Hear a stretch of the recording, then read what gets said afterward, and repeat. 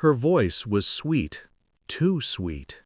"Just a weekend trip with my family," she whispered, packing her silk blouse with more care than she ever packed for trips with me. "I need space, you understand." I nodded. Understanding was my curse. I watched her zip the suitcase shut, avoiding my eyes the way liars do. Too casual, too soft, too careful. A kiss floated in the air like a lie wrapped in perfume. When the door closed, the silence was predatory. A message vibrated on her forgotten tablet. "Flight at 9. Can't wait to have you to myself this time." Not from her mother, not from her sister, not from anyone blood could excuse. His name was saved under something pathetic: bank office. I stared at it for a long time, breath shallow, pulse steady. My world did not collapse. It simply shifted, tilted into a place where affection had the same weight as ash. I didn't scream, I didn't drink, I didn't shatter plates. I simply sat still and felt the world freeze around me, quiet, controlled, lethal. Then the phone rang. Not hers, mine. My daughter-in-law. Her voice cold as steel dipped in vinegar. "If you want to join Thanksgiving, come wash the dishes first. We don't need freeloaders." I exhaled through my nose. "Slow, clean, enjoy," I replied. And when I hung up, a single thought clicked into place like a trigger being pulled. "They all think I am weak." I smiled. Let them. She was cheating. I didn't need confirmation yet. The truth slithered through the air like smoke. But betrayal is a delicate poison. It needs patience to taste fully. Her sister's Instagram story sealed the first crack in my soul. Sunset, wine glasses, laughter.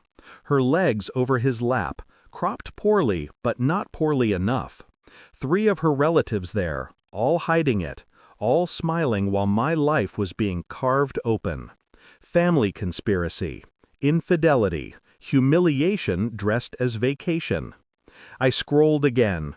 My heartbeat didn't rise. My hands didn't shake. I felt numb. Numbness is not weakness. It is the body preparing for war. At dinner that night, I ate alone. Silence as seasoning, strategy as nourishment. I imagined the weight of the suitcase that would not return to this house. The echo of footsteps that would soon be someone else's problem. I chewed slowly, tasting emptiness and certainty. She loved me once, maybe, or she loved the life I built. Greed is a quiet religion. She worshipped well. I finished eating, wiped my mouth carefully. "Okay," I whispered to no one. War was never loud for me. War was planning. I acted like nothing happened. I sent her gentle texts. "Hope your trip is peaceful. Miss you." The replies came delayed, rehearsed, sloppy. I hired a private investigator the next morning. Not to prove infidelity. No, I already knew. I needed timelines, receipts, witnesses. I needed precision. While she drank wine with him on lakesides, I visited lawyers in quiet offices.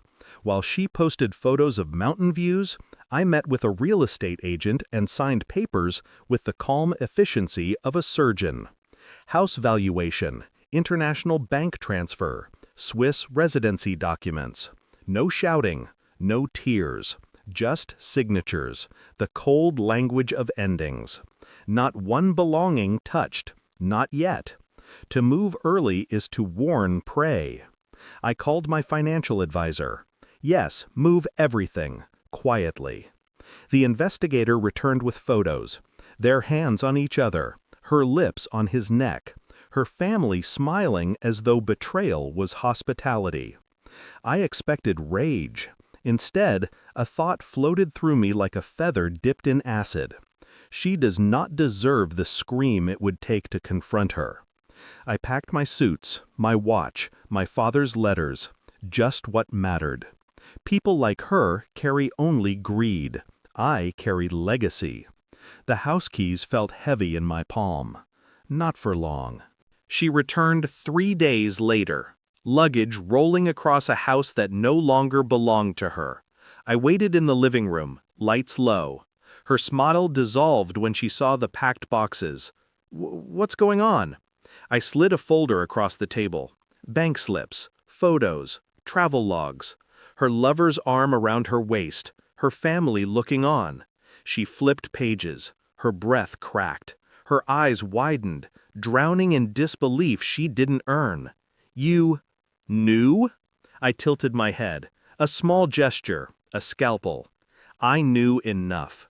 She reached for my arm. I didn't move.